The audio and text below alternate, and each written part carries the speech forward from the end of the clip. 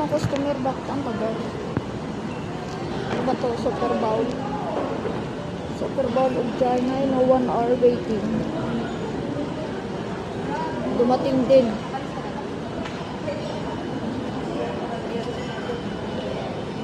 One hour waiting. Oh, large plastic, ma'am. Large plastic.